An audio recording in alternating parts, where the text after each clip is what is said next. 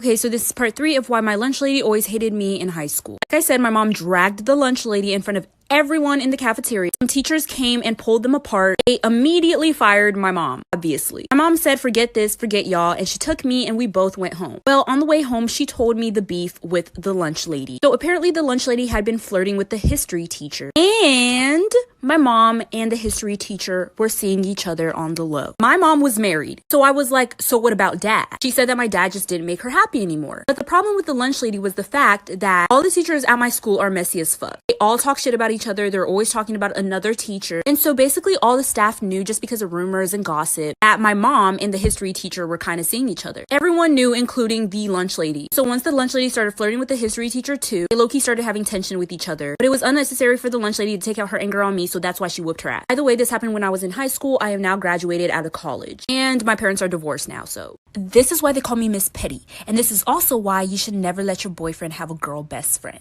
Let's get right into it. So my boyfriend had this girl best friend who he was friends with for like 2 months before he met me. So yeah, not a very long time. Over the course of those 2 months, she had bought him $5,000 worth of stuff. That's a little too nice for a best friend for me. But my boyfriend told me to trust him and that they were just friends. I should try and talk to her and shit. Maybe me and her could even become friends. So me and her actually did hang out one day. It was me, her, and my boyfriend, and we were all drinking. My boyfriend passed out a little early, so it was only me and her awake. I was getting really tipsy and I ended up throwing up all over myself. My boyfriend's girl best friend laid my head back on the sink and started washing my hair. And I was like, oh my gosh, what if I spoke too soon about her? What if she's actually not that bad? And she was washing my hair so nice, I felt smooth as silk. A little too smooth and silky. Well, I woke up the next morning to notice that my boyfriend's best friend is gone. And when I went to the bathroom and looked in the mirror, I was completely bald. Part 2 of why they call me Miss Petty. So like I said, when I woke up, my boyfriend's best friend wasn't there. And when I looked in the mirror, I was completely bald. So I woke up my boyfriend and he's shocked. He's like, what the fuck did you do? And I was like, what the fuck did I do? I know his best friend did this. When I texted her number, the messages weren't going through. And when I checked her socials, I was blocked on everything. I made my boyfriend DM her on Insta, but we watched her Instagram story and there were so many pictures of me bald while I was asleep. At this point, I was literally bawling my eyes out. My long, luscious hair was gone. I even called my mom. Mind you, we were all in college. So yeah, like I said, I was bawling. I was honestly ready to give up on life right then and there.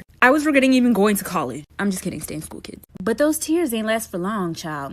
I was gonna get my sweet revenge. So little old me made a sugar daddy page. I did some follow for follows so I could get some followers so it could look legit. And I posted some pictures of an old man I found on Facebook. Then I DM'd her and asked her if she wanted to be my sugar baby. And she said yes. This is where the fun begins, like for part 3. This is part 3 of why they call me Miss Petty. So I made a fake sugar daddy page and DM'd my boyfriend's girl best friend and asked her if she wanted to be my sugar baby. And she said yes. You want to know why she said yes? Well, that $5,000 worth of stuff she bought for my boyfriend came in handy. A week had passed since she posted all those pictures of me bald while sleeping. Oh, by the way, she saw Nair in the bathroom and used that to wash my hair. Well, a week passed and over that week, I sold all the stuff she bought for my boyfriend. I actually ended up getting like $6,000 back. So basically I told her I would pay her $1,000 a week in exchange for some sexy pics. And I sent her $700 right there so she thought it wasn't fake. Bitch didn't even know she was getting her own money back.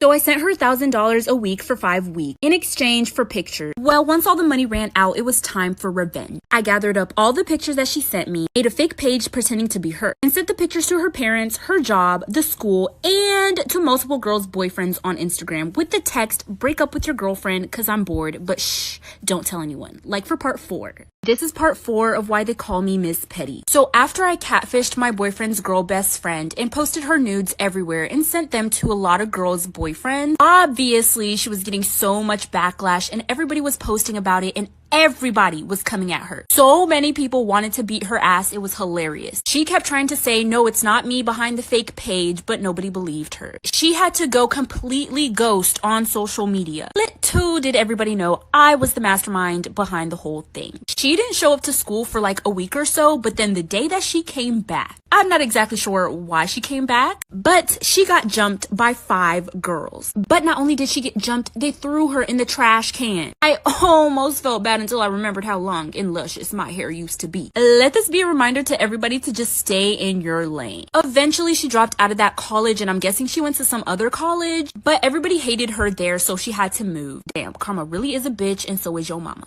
This is a story time of why I dropped out of high school on my first day. And when I say my first day, I mean my first day of freshman year. After this, I never went back. So like I said, it was the first day of freshman year and I have extreme anxiety. My anxiety is literally so bad. I literally get anxiety just by waking up in the morning. So I was super anxious for my first day of high school. I literally was running around the school. I could not find my classes. I walked into the wrong classroom several times. It was so embarrassing. But then I finally made it to my first class. I sat down in the front of the classroom. Bad idea. After running around the school and not being able to find my classes and walking into different classes that I wasn't supposed to be in, which was so embarrassing, my stomach was literally in my ass. My stomach was literally bubbling because of my anxiety. I felt so much pressure in my stomach I needed to let some out. And I thought I could get away with it, a little silent fart. It was silent, but it was not a fart. I shit my pants. Then the teacher says we're gonna go around the classroom and everyone has to stand up and say one thing about ourselves. Starting with me, since I was sitting at the front. Now this is what happened, for part 2. This is part 2 of why I dropped out of high school my first day of freshman year. So like I said, I just shit myself in class. The teacher says we have to go around the room and everyone has to stand up and say something about themselves. And of course, I had to be sitting in the front of the classroom and I had to go first. So I just told her I didn't feel comfortable standing up and I'd rather sit down. But she said that I had to stand up and everybody has to stand up. So I clearly did not have many options and I decided that I was gonna stand up. And so I stood up and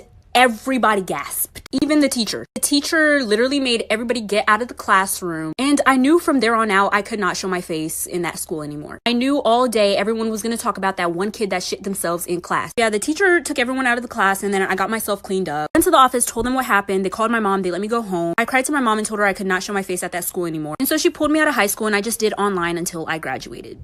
Story time of why I'm terrified of ever babysitting again. I started babysitting for this one family in the summer of 2019. I have my information for babysitting online, so people contact me. So the mom contacted me and said she wanted me to babysit for her 3 kids. So we set up a time and schedule. She gave me her address, the usual. So when I got to her house, she had already left 5 minutes before I arrived. And I see the kids sitting in the living room watching TV. But then I see this man walking down the steps. This man who I was assuming was the dad. He asked me who I was and I said I was the babysitter and that I sorted things out with the mom and if he wanted to make sure he could call her. Well, he told me that he was the dad and that he knew I was coming. He just didn't expect me to come so early and so suddenly. I was kind of confused as why they needed a babysitter if he was already there. So I was like, okay, so he wouldn't be able to get into the house if it wasn't actually the dad, so it has to be him. Well, the mom texts me and says she's on her way home, so I put the kids to sleep and then I go home. Half an hour later, I get a text from the mom saying the kids are gone. When I described that man I saw, she said that sounded a lot like her ex-husband who has a spare key to their house. Part 2 of why I'm terrified of babysitting again.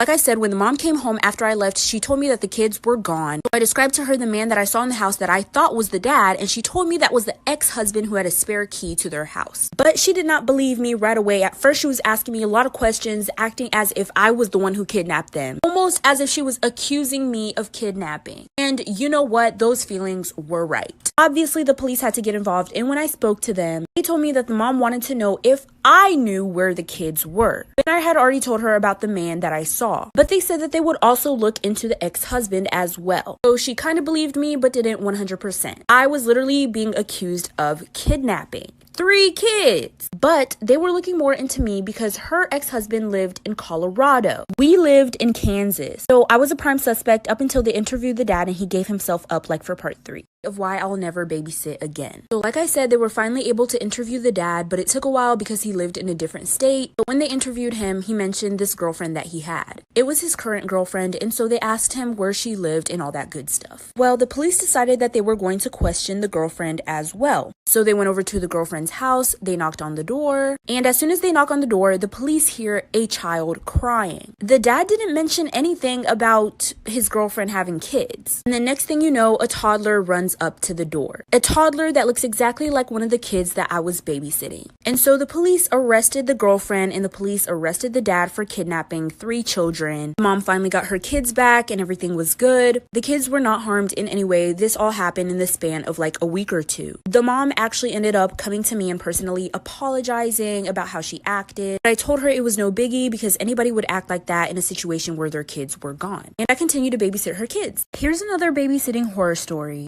and how my babysitter almost killed me and my baby sister. So it first started when my parents hired a babysitter for us. At first she was really sweet, and then she started being really mean out of nowhere. She started hitting us when we would cry, and she would blow cigarette smoke in our face. One time when she was driving us home from the grocery store, my baby sister was crying really hard the whole entire car ride. When we got home, she got me out of the car and brought in the groceries, but she left my 2-year-old sister in the car. It was 103 degrees. And she left her in there. That's honestly when I first started becoming scared of her. But why I became terrified of her is because one time my parents went on vacation for like a week. And one night my babysitter ordered pizza. My parents sent the babysitter the money for it. It was for all of us, but she wanted to get anchovies on the pizza. I told her I didn't really want that, but she ordered it anyway. When the pizza came, I didn't really want to eat it. Instead of her being like, well, I'll just make you something else, she locked me into a room for 3 days. She would only let me out to use the bathroom, but I wasn't allowed to eat anything. After that, she made starving us a regular thing. Then my parents came back and took us to the hospital for a checkup, like for part 2.